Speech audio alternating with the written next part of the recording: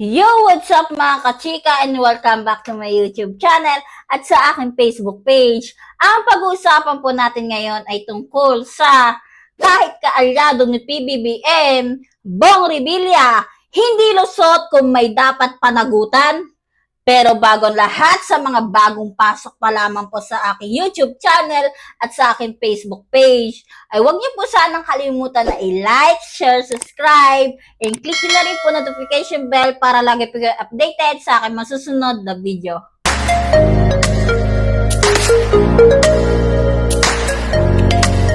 Ayon sa balita dito sa source natin sa Abante, TNT, tunay na tobladista, ito po ang ating source, ayan po. Babasahin po natin at bibigyan lamang po natin ng kaunting reaksyon. So, umpisa na po natin mga kachika. Walang sisinuhin kahit kaalyado ni Pangulong Ferdinand Marcos Jr. kung may basehan para imbestigahan sa flood control scam. So, ayun nga, walang sino-sino. Dapat naman talaga, di ba mga kachika? So, ipagpatuloy pa natin mga kachika. Ito ang tugon ng Malacanang matapos voluntaryong sumuko ni dating Senador Bong Revilla kaugnay sa flood control scam. Ayon kay Pele's Press Officer Attorney Claire Castro, malinaw ang naging pahayag ng Pangulo na walang sisinuhin kahit pa kaalyado kung mayroon dapat na imbestigahan sa anomalya. So, yun nga mga kachika. Wala talaga dapat kung sino-sino dapat yan. Walang kamag-anak o kapatid o anuman kaibigan. Basta may ginawang hindi ka aya-aya ay dapat panagutan yan. 'Di ba? Dapat nilang panagutan ang mga kasamaan nilang ginagawa. So, ipagpatuloy pa natin mga chika. Ikinagulat aniya ng presidente nang mabanggit ang pangalan ng dating senador sa investigasyon sa flood control, subalit walang aniyang exempted sa investigasyon. So yun nga, 'di ba? Walang exempted na kung sino-sino man 'yan o kaibigan, kahit na best friend mo pa, 'di ba? Pagka may ginawang kalokohan o hindi ka ganda-ganda, ay dapat talagang managot yan. So, ipagpatuloy pa natin mga kachika. Ani ni Castro, syempre, nagulat siya dahil kaalyado nga niya po.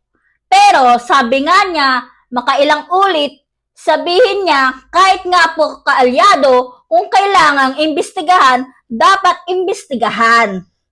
So, yun nga, di ba? Yung sinabi ni Attorney Castro na dapat talagang panagutan ang dapat na managot.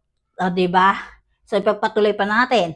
Si Revilla ay kaalyado ng presidente sa alyansa para sa bagong Pilipinas. So, yun na nga mga kachika, no? Hindi porket kaalyado ka ng presidente ay makakaligtas ka na o makakaiwas ka na sa mga kasong ganito, sa mga sitwasyon na ganito. Dahil hindi biro ang mga sitwasyon na ganito. Dahil marami pang ginagawang proseso ang mga ganitong bagay. So para sa akin mga kachika, pag ako naging presidente, wala akong sisinuhin talaga. Makamag-anak man yan, kaibigan, or best friend mo pa, kababata mo pa, di ba? O asawa mo, o anak mo, wala dapat tayong sino-sino basta may ginawang kalokohan na hindi mo nagugustuhan, di ba? Sa inyong palagay mga kachika, tama ba ang ginawa ng ating presidente bilang namumuno dito sa ating bansa? Comment down below na lamang po kayo kung ano po ang masasabi nyo hingil po sa topic natin na ito. Hanggang dito na lamang po. Muli, ako nga po pala si Queen Magnus ang nagsasabing tulong lang, wanad lang, and God bless, keep safe. Ingat po. Bye! Thanks for watching. Don't forget to like, comment, and share, and subscribe.